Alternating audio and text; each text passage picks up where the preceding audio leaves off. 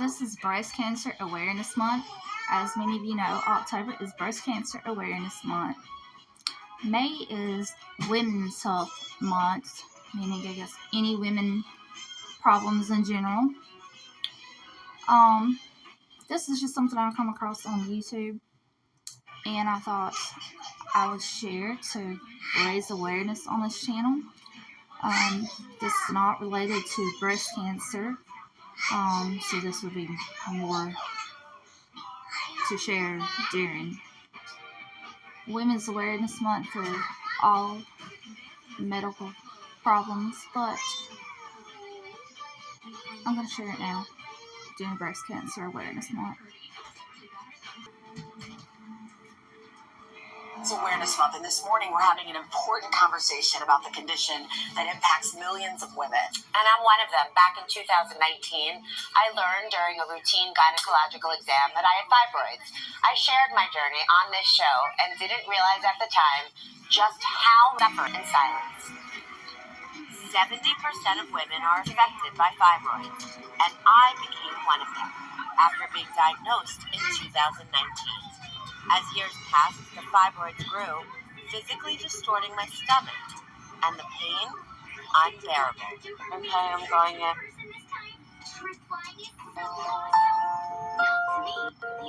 Talking about this because people feel a lot of fear and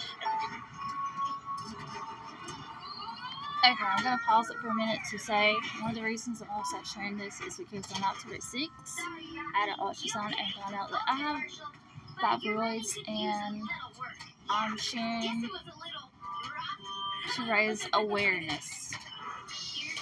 of the surgery might be worse than the experience that they're having and living with on a day-to-day, but I feel so confident in saying that how I was living was way worse than going through surgery and managing the recovery.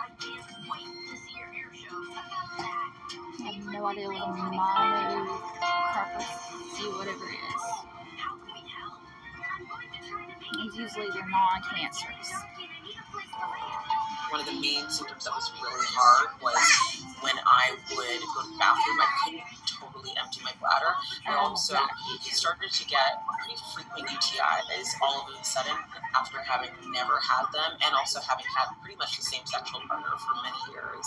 And over a slow period of time, I started to feel this constant bloating in the lower part of my stomach. And it was pretty painful, and it would get worse right before my period.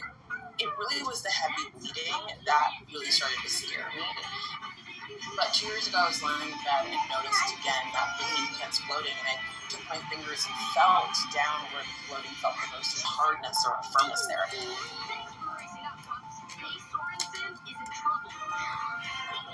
She got a transvaginal ultrasound. That's the type of ultrasound I had October 6th.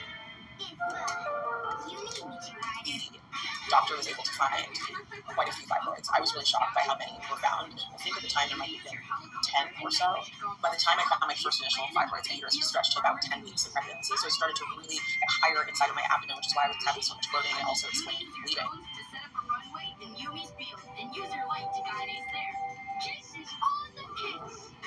It bought me about a year or so where I felt my symptoms somewhat reduced. By the summer of 2021, I was in a lot of discomfort again.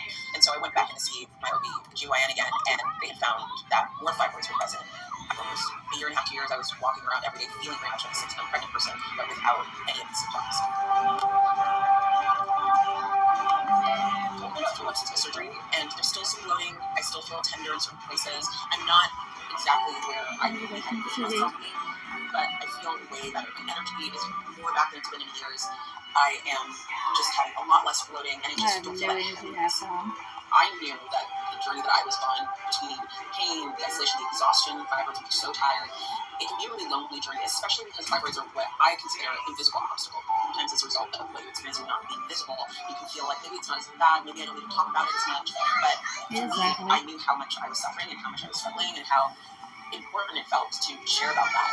I had an awareness of fibroids, but not with the amount of visibility that I have now, and I think that has a lot to do with the fact that it affects women or people with uterus uterus is one, and secondly, that it impacts Black women.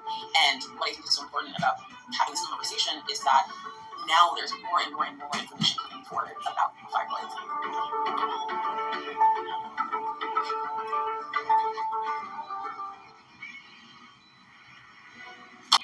I think I somehow got off to another story.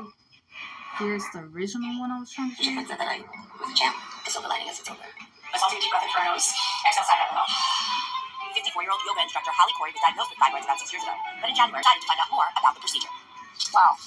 Well, Holly is here with Dr. Shirazian, and I just want to give you a Yes, I do what we do. Yeah, I'm so grateful that you reached out. And well, let me introduce Dr. Shirazian, who wasn't either of our doctors, but can help shed light for the Center of Fibroid Care at NYU. How are you doing?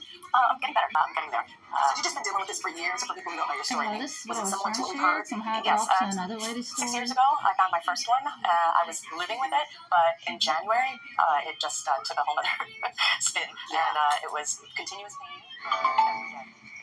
There's so many women who are living in pain. I was just looking at the numbers. 70%. 70% of women are affected. And, women hide it well. They get that bulge, and so a lot of us know how to hide that. No. Right. And I know women of color, Black women, often have a greater chance of developing fibroids. I've talked a lot about that. Can we go through some of the risk factors and symptoms for women who may be watching this morning? Yes, I think symptoms are so important. I have seen so many women in the office over time, and they tell me, they just thought they were gaining weight.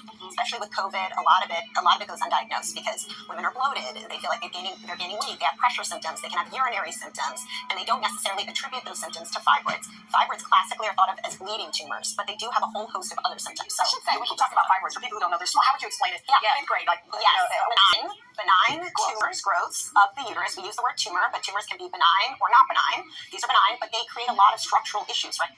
I swallowed that I have benign bilateral, which means on both sides. It's like having a orange in your uterus or a grapefruit in your uterus. And so it creates pressure, it creates pain. They can degenerate, which means they lose their blood supply and kind of create this pain situation. Weight gain, bloating, going to the bathroom all the time, intercorpation. I mean, we can name them. But it's interesting because you had the same experience I did with your doctor or one of your doctors. That when I first went, they brought up hysterectomy, and I think thousands of people reached out to me and saying, I thought that was the only option. And I know you had that experience. Exactly. Everyone said, just get a hysterectomy. What are the other That's options? the option you don't want if you're still trying to have kids. Yeah, I know a woman in generation in front of me, that was her only option. Right. No, we have so many options. So I definitely want to talk about that because I also think we're really privileged here in New York because we have lots of national show. So in New York, but it doesn't help our national audience. Yes. So the national audience needs to know that there are so many options for their fibroids. So there are medications that shrink fibroids. There are procedures that you can do to shrink your fibroids. UFE is one, but there's a newer procedure called the transcervical fibroid ablation procedure that I've been doing over the course of this last year, where it targets each individual fibroid vaginally, through a scope vaginally, and actually shrinks them. So that's really neat and new and effective for some. The big thing is every individual has different choices that are going to work for them. So you need to talk and work with your doctor. That's why we have the Center for Fibroid Care, so that you can come in and really understand the nature of your disease and what would work best for you, not only now, but in the long term, to prevent recurrence, prevent those fibroids from coming back, which happens for many, many, many patients. So there's also surgeries too. Right, and I just want to say, but sometimes the hysterectomy is, I don't want to say that sometimes it is. It is the best option for many women, and actually the hysterectomy, just to say, you can do that through a camera. I do that laparoscopically, right? So we use a camera. It's 3 tiny incisions. You feel better within a few days. Lots of So glad that this is the best we're having this conversation. To know that fibroids are very, very common. There are many options. You just wait until menopause. You cannot wait for menopause if you're 30, 35, 40, right? It just drives me crazy when my patients come in and tell me that. We have a center of care. The goal of our center is to provide every woman with all of her best choices so she can lead her best life.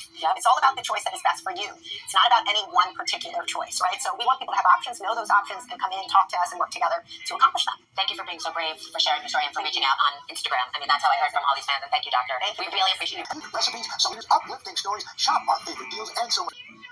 Thank you for watching. I hope you learned something as I did. I learned about the different options that there are. I hope you learned something as well, and I'm sharing to raise awareness for women's health issues. Because this is Breast Cancer Awareness Month, but there are other health issues that women face, and I just want to raise awareness. I have 3,000 something followers on this one channel, and like 43 on the other, and